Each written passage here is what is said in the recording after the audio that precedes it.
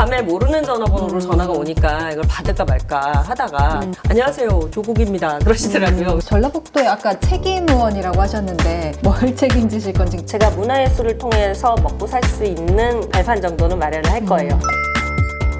네, 쉽게 뜯어먹는 이슈 토크 정치킨입니다. 네, 오늘은 전주를 찾은 조국혁신당의 김재원 의원 만나보겠습니다. 안녕하세요. 네, 안녕하세요. 네. 안녕하세요, 정치킨 시청자 여러분. 조국혁신당 김재원입니다. 반갑습니다. 반갑습니다.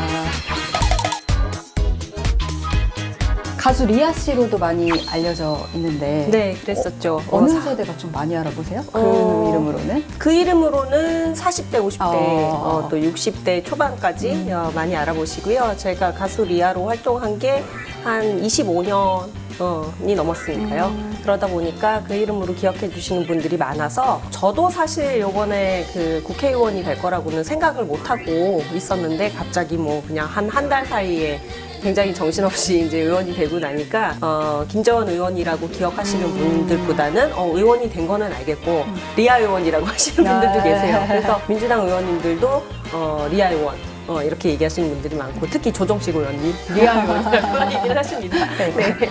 조국 대표가 직접 콜을 하셔서 이제 네. 입문하시게 되신 거죠, 정치에는? 네네. 그날은 제가 뭐 이렇게 추천이 들어갔다 뭐 이런 얘기만 좀 들었었는데 설마 이제 그 연락이 오리라고는 생각을 하지 못하고 있었고 느타리 버섯을 벗고 있었어요. 그래서 밤에 모르는 전화번호로 전화가 오니까 이걸 받을까 말까 하다가 받아보자 그러고 불을 끄고 가스불을 끄고 그러고 전화를 받았는데 안녕하세요, 조국입니다 그러시더라고요. 그래서 목소리만 딱 들어도 너무 티가 나시니까 그래서 월요일 날 입당식을 전문가 입당을 할 건데 시간이 가능하시겠느냐, 오실 수 있겠느냐 그냥 대뜸 그러셔서 네 그러고 대답을 하고 끊었죠. 네, 짧게 통화하고 끊었는데 가만히 생각하니까 통화를 끊고 나서 제가 엄청난 일을 저질렀더라고요. 네, 그래서 그날 밤에 고민 많이 하고 잠을 거의 자지 못하다시피 하고 왜냐하면 가수로 활동할 때는 제가 노래를 나눠주기만 하면 됐어요. 노래 많이 하고 그리고 사람들이 그 노래를 듣고 행복해하고 또 노래와 연계된 다른 봉사활동 같은 걸 하면서 제 스스로는 또 보람을 찾는 게 있었고 그랬는데 이거는 정말 큰일이더라고요. 많은 사람들의 비통한 억울함 뭐 이런 것들도 들어줘야 되고 또 사람들에게 필요한 것이 뭘까, 어떻게 하면 조금 사는 게 나아질까 이런 것들을 고민해야 되니까 지금까지 고민해 오던 거랑은 너무나 차원이 다른 얘기인 거죠. 그 책임감과 부담을 어떻게 내가 지고 갈 수 있을 것인가에 대한 그런 고민이 밤새도록 있었던 거고 그래도 이렇게 기회가 생긴 이상은 내 주변에 그 많은 사람들이 그동안 억울해하고 힘들어하고 이랬던 거를 그동안 봐오면서 도울 방법이 없었는데 이런 것도 한 가지 방법을 저라는 도구를 사용해서 좀 해볼 수 있겠다 이런 생각에 그래 한번 해보자.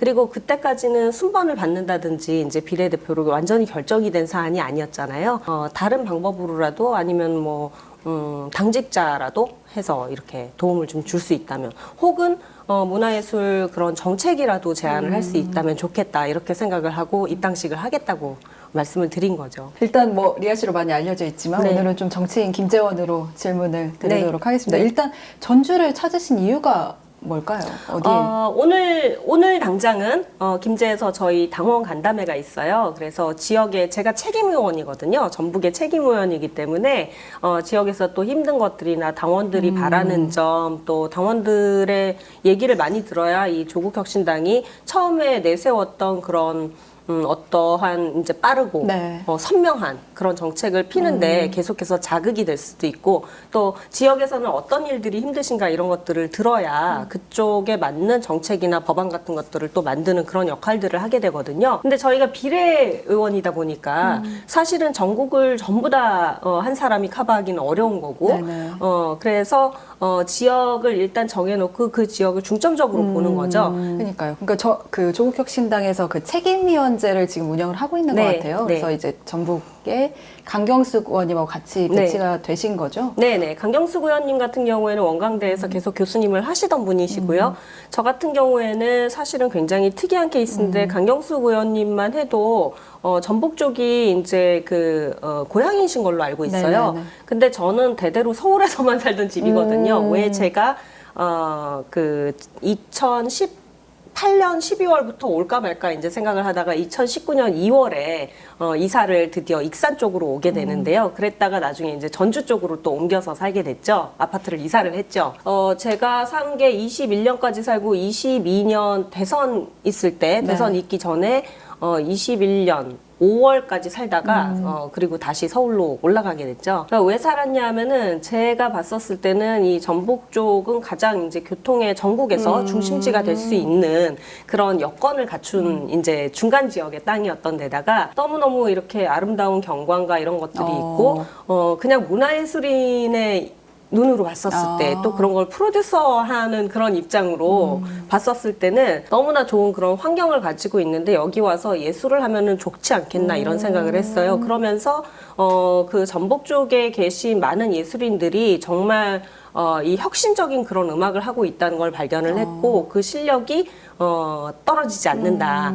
그러나 지금 이제 대형 기획사 위주로 편중된 네. 우리나라 음악의 시장에 있어서는 그런 분들을 다 이제 나이가 너무 들었다는 이유로 아이돌 음악이 아니라는 이유로 그렇게 해서 지원도 못 받고 어떻게 이렇게 알릴 수 있는 그런 기회도 못 가져가는 것이기 때문에 그런 것들을 지자체나 아니면 정부 입장에서 좀 지원을 해줘서 우리 예술인들이 해외로 좀 더 많이 뻗어나갈 수 있게끔 하는 그런 프로젝트를 해보면 어떨까 이런 생각을 했었고 제가 그러려면은 이제 직접 내려와서 살면서 그분들과 교류를 갖고 그리고 플랫폼을 어느 정도 구축을 하는데 지자체랑 좀 얘기를 해보고 싶다 해갖고 그냥 혼자서 정말 용감하게 와가지고 2년을 넘게 살다 간 거죠. 그러셨구나. 네. 문화예술인 출신으로 결국 이제 국회의원 되셨으니까요. 네. 상임위는 지금 이제 문화체육관광위원회로 그렇습니다. 결정이 되신 건가요? 네, 네, 그렇습니다. 그러니까 방금 말씀하신 거에 좀 담겨는 있었는데 뭐 문화예술이라든지 아니면 컨텐츠 이런 분야가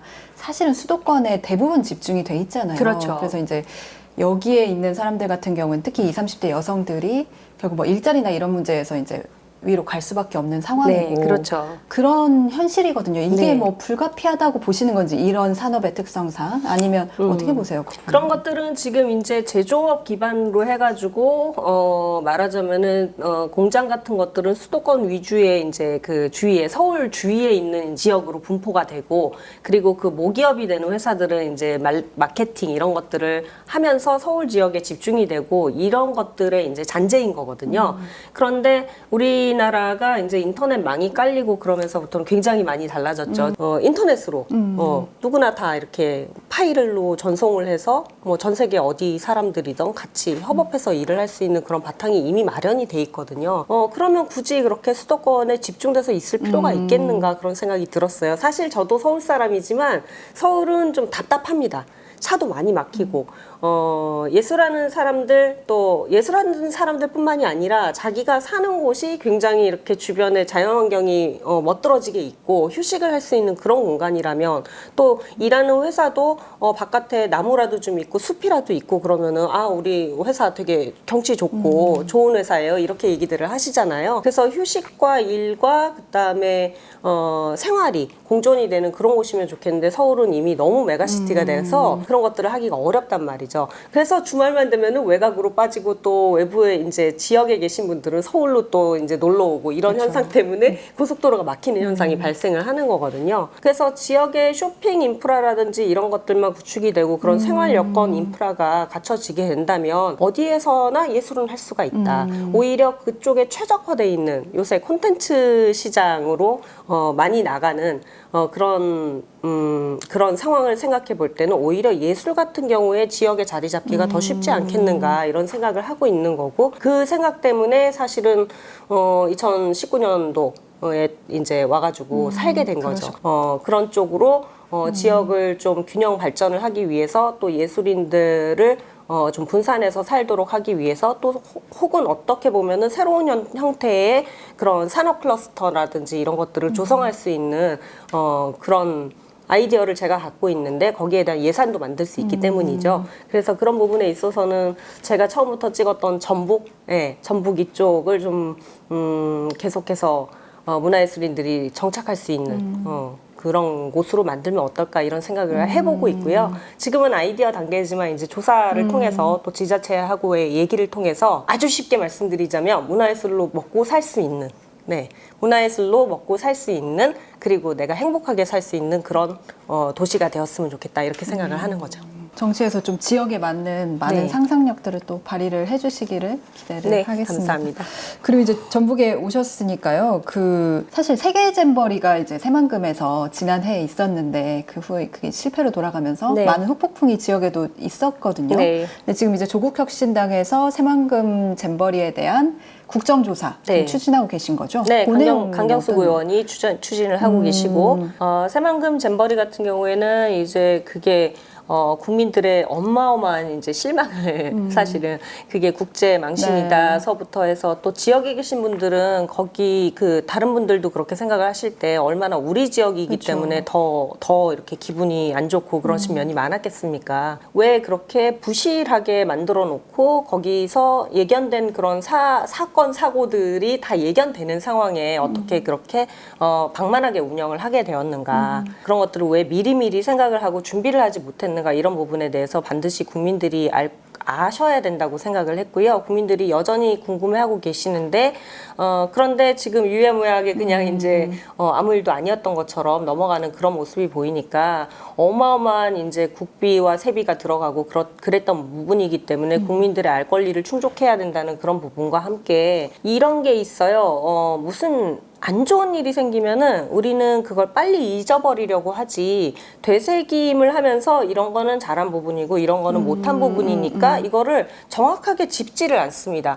그러다 보니까 정확하게 짚는 이유는 뭐냐?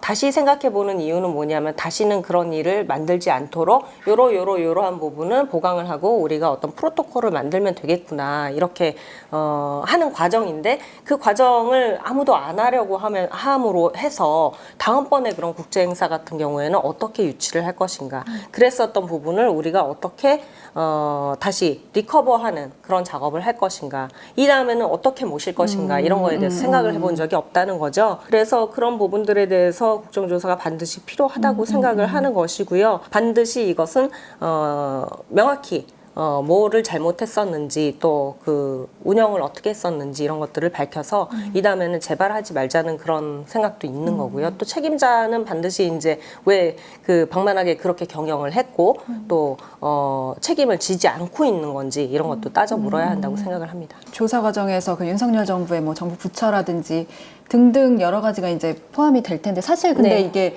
이제 조국혁신당의 그 힘만으로는 뭐 국정조사 실제 이루어질 수 있는 것은 아니고 네. 민주당에서도 주장을 해야 하는 것인데 네. 사실 민주당이 찬성할지 조금 의문이 있기도 하거든요. 네. 왜냐하면 좀 관련했던 분들도 계시고 네. 민주당이 찬성할 거라고 보세요? 어떻게 보세요? 저는 거기 관련하셨던 민주당 의원들이 잘못했다고 생각하지 않아요. 그분들은 뭐 할 역할을 다 했다고 이렇게 말씀을 또 하시는 부분들도 있고 그렇기 때문에 국정조사에 응하지 않으신다면은 그걸 좀 이상하게 생각해야 되는 일인 거죠. 하지만 국정조사를 같이 하자고 얘기를 하셨을 때는 오히려 떳떳할 수 있는 거고 그리고 이게 지금 제가 말씀드린 것과 같이 명확하게 밝히는 과정에서 국민들이 얘네들 뭘 잘못한 거냐, 도대체 뭘 잘못해서 그렇게 국제 행사가 망신을 당했느냐 이런 것들에 대한 궁금증 해소와 함께 반드시 이 세비를 어떻게 썼느냐 까지는 국민들이 반드시 아셔야 하는 부분이니까 그거는 일부에 그렇게 혹시 잘못한 게 있으면은 잘못하셨다고 그래야 되는 부분이죠. 그거는 이제 책임은 그래서, 져야 되는 예, 부분이고. 그거를 뭐 그런 분들을 가리겠다고 민주당에서 그렇게 나서셔서 우리는 못하겠다 이렇게 얘기를 하실 것 같지는 않아요. 굉장히 큰 제1야당이시고 그리고 제일 큰 공당에서 그러실 리가 없다고 저는 또 생각을 합니다. 어쨌든 그 민주당도 같이 설득해서 국정조사로 가야 된다 이런 말씀이신 거죠? 네, 제가 잘못했다고 생각하는 쪽은 제가 그 부분의 자료들을 좀 많이 읽어보고 했는데 네. 사실은 여가부에서 너무나 신경을 안 썼던 부분이잖아요. 그 행사가 문제가 돼서 이제 드디어 이제 닥쳐서 할 때 그때까지도 여가부 장관은 한 번밖에 안 내려왔었다고 해요. 그러니까 얼마나 이게 그냥 뭐 하면 하겠지 이렇게 내버려둔 거 아닙니까? 또 윤석열 정부에서 예산 집행이라든지 이런 부분에 대해서 이제 늦춰서 주고 이런 부분들이 또 있는 거거든요. 그래서 저는 지역에서 왜 그 잼버리 대회를 성공시키고 싶지 않아 했겠습니까? 조직위원회에서는 왜 성공시키고 싶지 않아 했겠어요. 네네. 전 세계 최고라는 얘기를 듣는 게 당연한 건데 그러고 싶은 마음이 당연한 건데 그분들이 일부러 잘못했다고는 생각하지 않아요. 얘기를 들어보니까 예산이 좀 늦어진 부분도 있고 요구하는 부분에 있어서도 제때제때 이렇게 조달을 해주지 않은 부분들이 있고 결국은 책임은 어디냐? 예, 그 부처인 여가부에 있는 거죠. 예, 그렇기 때문에 국정조사 하자고 그랬었을 때 크게 반대하시지 않을 거다 이렇게 생각을 하고 국정조사 반드시 이루어져야 된다 이렇게 보고 있는 상황입니다. 전라북도에 아까 책임 의원이라고 하셨는데 뭘 책임지실 건지, 그러니까 어떤 문제 해결에 좀 관심이 있으세요?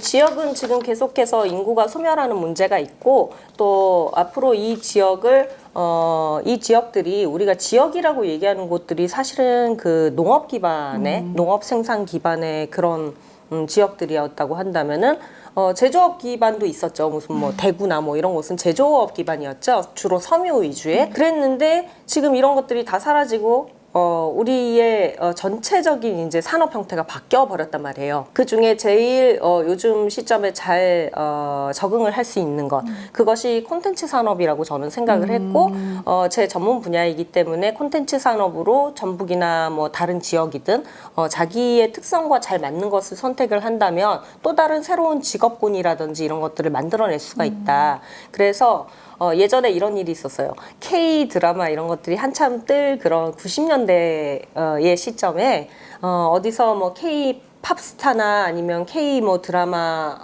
영화 배우들 뭐 이런 분들이 뜨시면은 그러면은 뭐 여기는 K 드라마의 거리 뭐 내지는 K-드라마를 찍은 곳 해가지고 지자체마다 다 이렇게 똑같이 따라서 만들고 그러셨는데 이제는 어디서 한다고 그렇게 똑같이 따라하는 그런 게 아니라 우리 지역이 가지고 있는 그런 특성을 살리시지 않으면은 이제는 그렇게 따라하는 거 가지고는 절대 장사가 안 될 거다. 이렇게 저는 아주 단언을 드릴 수가 있겠습니다. 그러니까 전북이 가진 특징 또 지역마다 뭐 임실이 있고 뭐 남원이 있고 뭐 부안이 있고 김제가 있는 것처럼 그 특성에 맞는 것이 무엇인가를 이제 앞으로 고민하셔야 될 때가 된 거예요. 저도 여기 지역을 많이 돌아다녀 보기는 했습니다만 일단 전주 같은 경우에는 이제 중심지이기도 하고 그러니까 그 역사를 살려서 뭔가를 또 만들어내셔야 할 거고 또 플랫폼 같은 것들이 만들어지기 좋은 그런 도심 형태니까 그런 것들이 있는 반면에 김제, 부안 이런 곳은 오히려 나는 그냥 우리 지역에서는 계속 농업을 할 거예요. 그러면 농업 체험을 만든다든지 해외에서 계속 와서 보고 또 그것을 또 콘텐츠화 시켜서 세계로 내보내고 이러면서 홍보와 마케팅과 판매를 동시에 할 수 있는 그런 플랫폼을 만드는 게 목표인데 플랫폼을 만든다 그러면 뭐 몇백억 들어가고 막 그러는 거 아니야 이렇게 생각을 하시지만 요즘은 장비와 기술들이 너무 좋아져서 그렇게 큰 돈을 가지지 않고도 누구나 뜻이 있고 내 지역에 대해서 잘 안다 하면은 누구나 하실 수가 있다는 거. 개인들이 유튜브를 하시는 경우가 굉장히 많잖아요. 또 핸드폰 하나만 가지고도 할 수 있는 그런 세상이고 사실 화질이 그렇게 많이 떨어지지 않기 때문에 편집 기술이라든지 이런 것들만 조금 배우시면 누구나 다 할 수 있는 그런 것이어서 아마 뭐 지역민하고 그다음에 관에서 같이 하신다고 그러면은 그게 어려운 일이 아닐 거라고 생각을 하고요. 한 가지 예를 들자면 뭐 방망리 할머니 이런 분들도 계셨죠. 자신만의 독특한 콘텐츠로 이제 전 세계에서 구글 회장까지 와가지고 식사를 대접하고 갔을 정도니까요. 그러니까 그렇게 할 수 있으려면은 그 방망리 할머니만이 가진 이제 그런 매력이랄까 이런 것들이 반드시 있었던 거였거든요. 그래서 우리 지역만의 매력이 뭘까를 생각을 해서 그거를 어떻게 2차, 3차로 가공해서 상품으로 판매를 할 것인가 이런 것들에 대해서 원초적으로 기본적으로 생각을 해보시면은 아마 답이 굉장히 빨리 나오지 않을까 싶고요. 그런 부분에 있어서 아이디어를 드린다든지 아니면 책임 의원으로서 이 농업 기반의 이 산업을 어떻게 돌릴 것인가 여기에는 기후 문제도 포함이 되어 있어요. 기후가 바뀌기 때문에 오늘도 굉장히 날씨가 더운데요. 우리가 계속해서 해오던 농업 기반이 이제는 바뀌게 생겼다. 작물도 바뀌게 생겼다. 그럼 이것들을 어떻게 대처할 것인가? 우리 땅하고 그 작물들하고 맞는가? 이런 것서부터 어마어마한 고민들이 많은 거거든요. 그러면 농업의 형태도 사실은 바뀔 수가 있어요. 아예 그런 재배 센터를 만든다든지 그런 것들을 다각적으로 고민을 하고 그러는 와중에 그러나 저의 전문 분야는 농업 분야가 아니고 문화예술 분야이기 때문에 어떻게 하면 문화예술로 지역을 먹고 살게 하는 방법이 있을까? 거기에 대해서 사실 저는 고민이 제일 많습니다. 그러니까 이제 말씀하신 이제 지역의 특성을 살린 것들 기존에 또 나름의 노력들을 다 하고는 계실 텐데 워낙에 이제 산업 구조가 대형 기획사 아까 말씀하신 네. 대로 서울에 다 집중이 돼 있다 네. 보니 여기서는 어떤 일자리를 만들어내고 이런 수준의 어떤 규모화가 잘 안 되는 것 같거든요. 네. 콘텐츠나 이런 게 미래인 것은 분명한데. 네. 그래서 그런 일자리를 만들어내는 것, 그런 것들을 어떻게 보면은 이렇게 울타리를 쳐주고, 뭐, 판매할 수 있는 이제 통로를 마련을 해주고, 그게 중앙 부처에서 분명히 하고 있기는 한 일인데, 아직은 지역에 내려오는 예산이나 이런 것들이 크지가 않아요. 또 지역 같은 경우에는 지자체에서 아직까지 거기까지 생각을 하시고 선도적으로 나가기에는 아직은 생각이 좀 굉장히 밑에 머물러 있어요. 그래서 그러한 지자체의 생각들부터 좀 이렇게 끌어올릴 수 있는 그런 활동을 하는 한편, 또 서울 지역의 그러한 대형 기획사들이 결국은 하는 것들은 뭐냐 하면은 서울 지역에서의 최고의 전문가들하고 같이 일을 하고 마케팅을 한다는 부분인 거죠. 근데 이렇게 말씀드리면 또 어떻게 생각하실지 모르겠지만 그런 마케팅을 하시는 회사나 뭐 이런 데는 사실은 이제 우리 고용을 할 수가 있는 거잖아요. 그래서 지자체에서도 그런 부분들을 생각을 하시고 그냥 협업하고 말자 이게 아니라 아예 그런 부분들을 계산을 해서 고용을 하셔가지고 좀 더 마케팅을 활성화시키는 방법이라든지 아예 기획사 형태로 돌아가는 지역의 지원센터를 만드신다든지 지금까지 지원센터는 저도 많이 봤습니다. 그리고 저도 심사위원도 해보고 또 무슨 이런 육성하는 그런 위원도 해보고 많이 해봤는데 그렇게 하면 그냥 음원 하나 나오고 뭐 뮤직비디오 하나 나오고 그리고 유튜브에 올려놓고 끝이에요. 예, 그렇게 하면 안 되고 최고 수준의 사람들을 길러내고 그 사람들이 해외에서 탑이 될 수 있는 그런 마케팅까지 같이 포함을 해줘야죠. 그냥 만들어줬으니까 우리는 지원 끝 이게 아니라 어떻게 하면 판로를 개척을 하고 또 그 전략적으로 또 콘텐츠를 생산을 해낼 것인가를 생각을 하면서 아티스트들을 모집을 하고 육성을 해서 내보내는 그런 작업을 해야죠. 그냥 요식행위가 아니었으면 좋겠다라는 생각인 겁니다. 네. 어쨌든 조국혁신당에 입당을 하신 건 이 당의 어떤 가지고 있는 것들에 대해서 동의를 하셨다는 말씀이시잖아요. 조국혁신당을 잘 아시는 분들한테 여쭤봤어요. 조국혁신당에서 과연 제가 생각하는 것 같은 그런 혁신적인 그런 문화 사회권 내의 그 문화권을 이룰 수 있겠습니까? 이렇게 여쭸거든요. 그랬더니 그런 의지가 없었으면은 혁신당을 만들지 않았다. 이렇게 얘기를 들었기 때문에 혁신당을 마지막으로 그러면은 입당을 하자고 결정을 내린 그런 요인이 되었고요.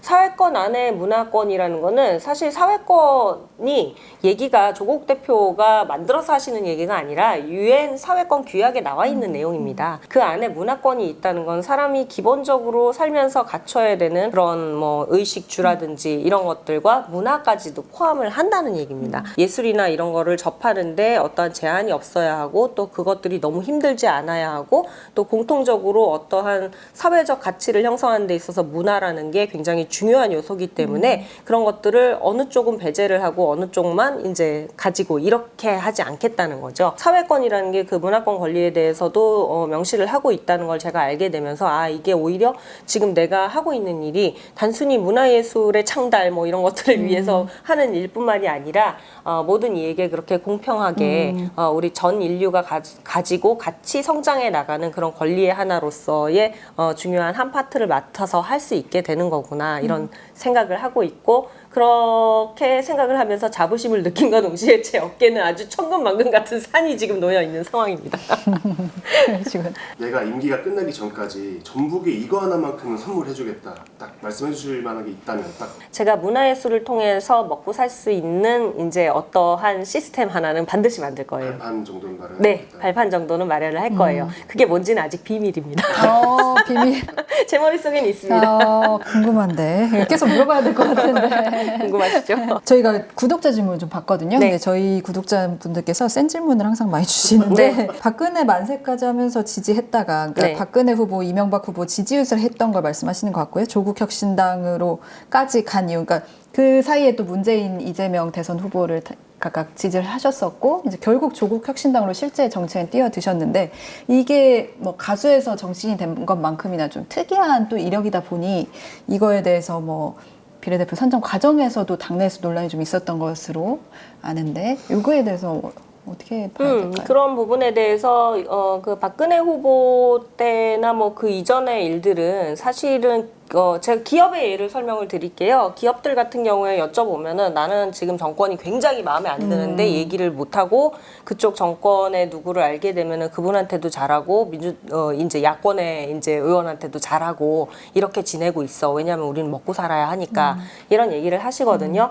그런 분들을 우리가 통칭해서 뭐라고 그러냐면 중도 내지는 스윙 보터라고 얘기를 할 수밖에 없는 거죠. 내가 사는 데 있어서 이익이 되는 어떤 형태로 해서 지지를 하고 쫓아가는 게 당연한 거고요. 그거는 국민의 권리입니다. 그런데 저는 그때 당시에 이제 가수 활동을 하고 있었었고, 그때 제가 정치를 하려고 했었던 게 아니잖아요. 근데 2012년이었는데 2012년에 박근혜 후보가 대선 후보로 나섰었을 때 이제 지지했다는 거거든요. 그러면 만 12년 전의 일인데, 그때 저희 선배가, 야, 이쪽에 저기 뭐야, 좀 도와줘라. 그거 한 번만 행사 가주면은 언니가 알아서 그냥 다 이렇게 뭐 일거리 같은 거 좀 나눠줄게, 내가 받아서 이런 얘기를 했었어요. 그래서 아무 생각 없이 그렇게 갔던 게 맞은 거고, 그때는 한 사람이라도 정치에 대해서 관심을 가지고 참여를 하고, 투표권을 행사하고 이런다는 게, 그렇게 큰 일을 만들어내는 일이라는 걸 아예 생각을 못한 거죠. 또 한 가지는 뭐가 있냐면, 지금 국회의 구성을 보시면은 많은 이제 인원 비중을 차지하는 게 50대, 60대이고요. 그리고 그 중에서 40대나 30대는 그 명수가 굉장히 많이 떨어져요. 40대도 지금 제가 알기로는 몇십 명도 안 되는 걸로 알고 있어요. 30대는 그보다 더 적죠. 그러니까 저희가 통칭 이제 저를 포함해서 X세대라는 세대로 불리는데요. X세대는 가장 이제 자유로운 사고를 하고, 그리고 어디로 튈지 모르고 뭐 이런 사고를 하고 그랬었던 사람들이기 때문에 가장 예술적으로는 다양한 장르가 나왔었던 그런 세대이기도 하고, 그렇기 때문에 오히려 정치에 더 관심이 없었던 게 맞는 세대이거든요. 그런 부분에 있어서 관심이 없었기 때문에 그때는 아무 생각 없이 지지를 했던 게 맞는 거고요. 한 번 가서 그 영상을 거기서 이제 찍었던 게 돌아다니고 있는 것 같고, 어떤 유튜버에 의해서 제기가 됐는데 그 유튜브 방송을 본 분들이 이제 그런 이의 제기나 뭐 이런 것들을 하셨던 부분인데, 그 부분에 대해서는 이렇게 또 말씀을 드리고 싶어요. 저는 말하자면 종교적으로 얘기하자면 개종을 한 건데요. 개종을 하기는 상당히 어렵습니다. 네. 그리고 모태신앙만이 제일이다라고 순혈주의로 만일에 보신다고 한다면은 할 말씀이 없겠지만 사람이 그렇게 살아지지는 않는 것 같아요. 그래서 2017년 이전에 이제 블랙리스트 사태가 있었고, 저도 그때 예술인으로서 그 사태를 보면서 이게 아니었구나라는 거를 이제 직시를 하게 된 거죠. 그러면서 나는 이제부터 민주당을 지지하고 문재인 후보를 지지를 하겠습니다라고 얘기를 하는 게 문재인 TV 유튜브에 올라와 있죠. 그래서 2017년도에 민주당에 입당을 해가지고 계속 오게 되었고, 그리고 이번에는 민주당에서 왜 또 조국혁신당으로 옮겼냐 이런 얘기들을 하시는데, 민주당에서 제가 뭐 정치를 해보겠다고 어떤 거를 뭐 내보겠다, 뭐 신청서를 냈다 이래본 적이 한 번도 없잖아요. 사실 그날 버섯을 볶고 있었던 게 맞았고, 그리고 애견미용 사업을 하려고 하고 있었습니다. 그래서 동생하고 같이 애견미용 사업을 하려고 배우고 있었던 상황이었고 그랬기 때문에 그런 상황이 없었는데, 사실 민주당에서도 그래서 저를 뭐 정치인 감으로 생각을 하고 제안을 하시거나 이런 적도 없었고, 저도 제안을 드린 적도 없었고, 저를 정치인으로 써달라고 그런 적도 없었고, 근데 조국혁신당에서 저한테 한번 해볼래? 한번 입당을 해가지고 뭐라도 해볼래? 이런 이제 제안이 왔었을 때 제가 고민을 했다고 했잖아요. 내가 이런 일을 해가지고 뭔가 한 사람이라도 도울 수 있는 그런 힘이 나한테 있다면 도울 수 있을까? 그리고 그 책임을 내가 감당할 수 있을까? 이걸 밤새도록 고민을 했는데, 한 사람은 도울 수 있겠지. 최소한 한 사람 눈물은 닦아줄 수 있겠지. 그러면은 내가 그걸 보람으로 삼을 수 있지 않을까, 이렇게 생각을 하고 하게 된 거죠.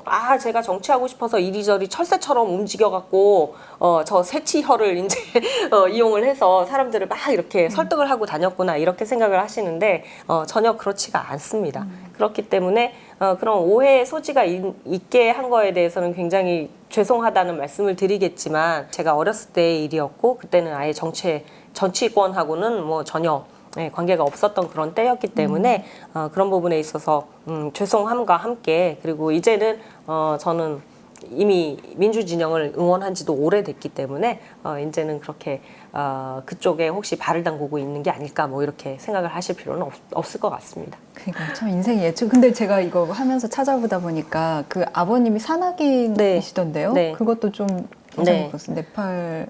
네.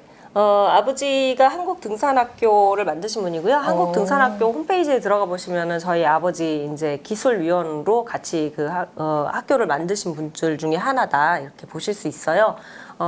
김인자 섭자 쓰시던 분이었는데 이제 돌아가셨고, 그래서 저는 어렸을 때부터 산악인들을 많이 뵙고 살았죠. 저희 아버지가 75년도에 8월 2일 날 에베레스트 정찰대 부대장으로 가는데요. 그때 데리고 갔던 이제 막내 대원이 한 분이 계셨는데 그분이 고상돈 씨였고 그 이후에 77년에 이제 고상돈 씨가 실제로 에베레스트를 우리나라 최초로 이제 정복을 하시게 되는 거잖아요. 그래서 아버지한테는 아무래도 산악인들이나 체육인들은 본인이 금메달을 따고 싶은 그런 욕망이 분명히 있는 건데 이미 정찰대 부대장이라고 그러면 경험이 굉장히 노련하고 나이가 있으신 이런 분들이 가거든요. 그러니까 그런 기회가 없는 거죠. 그래서 그런 아무래도 이 마음에 어떤 아쉬움 이런 것들이 있을 것이다 라고 생각을 했고 환갑 때 제가 로브제봉을 정복해 드렸습니다. 어디요? 무슨 부분? 로브제봉이라고 네. 에베레스트로 가는 초입 길목에 있는 굉장히 작은 산이 하나 있어요. 6,119m짜리. 6,119m. 네, 그게 걔가 제일 작은 산인데요. 많이 험합니다. 함께 예. 가나요? 6,119m. 예, 그래서 아버지를 모시고 아버지가 베이스 캠프에 계시고 저는 올라간 거죠. 그래서 아버지랑 계속 무전을 하면서 올라갔고 정상에 딱 올라가서 보니까 이게 거리가 있어서 사실은 로브제봉이 제일 낮은 급의 산임에도 불구하고 아유 에베레스트 저 발 밑에 있네, 아유 저기 마차푸르차레 있네, 안나푸르나 있네 이렇게 보이거든요. 한 인간으로서 그걸 힘든 거를 겪고 거기에 올라가서 내가 드디어 도착했다는 그런 이제 안도감 내지는 정말 그때 힘들었던 것들 다 생각나고 뭐 그런 거 이외에도 거기 도착을 했는데 아버지랑 무전을 하면서 그냥 아무 얘기가 안 나오더라고요. 뭐 펑펑 울면서 아빠 나 올라왔어 그냥 이렇게만 하고 말았는데 그 안에는 아버지에 대한 이제 그 아버지가 그동안 고생해왔던 거 이루지 못했던 거 그런 것들에 대한 마음이 말로 하지 못하는 것들이 다 담겨 있었던 거죠. 그래서 온리 할 수 있는 말이라고는 아빠 다 올라왔어 이거밖에 없었던 거죠. 가수를 하시거나 정치를 하실 때 그런 산악인의 기질 같은 게 그러니까 삶을 사실 때도 좀 뭔가 물려받은 게 있지 않으실까요? 있죠. 네. 아무래도 아버지가 산악 또 해외로 다니시는 그런 일들을 많이 하셨기 때문에 사실은 생활이 굉장히 좀 들쑥날쑥한 그런 형편이었고요. 또 가수 생활을 하면서도 잘 될 때는 잘 됐지만 어떤 때는 돈이 떨어져서 쩔쩔 맨 적도 있었고 그러다 보니까 인생의 여러 가지 고비 또 인간관계에 대한 이제 그런 배신 뭐 이런 것서부터 해서 여러 가지 고비들을 많이 넘길 때 여러분들이 실제로 아마 저를 길에서 마주치거나 그러시다면 생각보다 굉장히 왜소하고 작다는 걸 아시게 될 건데요. 제가 장녀이기 때문에 동생을 챙겨야 하고 엄마를 챙겨야 하고 뭐 이런 일들이 있으면서 그 고비들을 다 그냥 제 안으로 울음을 삼키고 그러고 넘어야만 했던 로브제 같은 봉을 하나 넘으면은 그 뒤에는 또 어떤 봉우리가 또 나오고 그 뒤에는 또 안나푸르나가 하나 기다리고 있고 이런 기분들이었어요. 하지만 그게 조금씩 마치 이제 처음 운동을 시작하면은 아무것도 못 하겠다가 어느 날은 갑자기 로브제봉도 할 수 있게 되고 안나푸르나봉을 할 수 있게 되는 체력이 생기는 것처럼 그러나 상처는 굉장히 많은 거죠. 그 상처는 아물고 다시 닦지가 않고 그러면서 딱딱해지고 그랬지만 그 흉터는 없어지지 않잖아요. 그걸 저는 지금은 어떻게 활용을 하고 있냐 하면은 저 분이 얼마나 저걸로 인해서 상처를 많이 받았고 아픔을 갖고 있고 그리고 당장 생활이 막막할까 이런 생각들을 많이 하게 돼요. 제가 겪었던 일이니까. 그래서 그분들이 힘들어하시는 부분들이 어떤 부분인지 조금만 얘기를 들어도 알겠고 그거를 해결하려면 이제 어떻게 내가 움직이는 게 좋을까. 저는 멸리를 갖고 있으니까요, 지금. 예, 그래서 그 멸리를 어떻게 하면 그분들의 눈물을 닦아주는데 쓰는가 이런 거에 대한 고민이 굉장히 많기도 하고 그리고 해야지. 하나라도 해내야지 이런 생각을 합니다. 알겠습니다. 시간이 또 갔는데 오늘 뭐 마지막으로 이제 정치인으로 변신하신 김재원 의원의 뭐 포부 네. 한번 밝혀주시죠. 응원도 많이 해주시고 후원도 많이 해주시고 그리고 저와 같이 손을 잡고 한 가지라도 변화시킬 수 있는 그런 참여 시민이 돼주시기 바랍니다. 감사합니다. 오늘 말씀 고맙습니다. 네, 고맙습니다. 고맙습니다. 고맙습니다. 고생하셨습니다.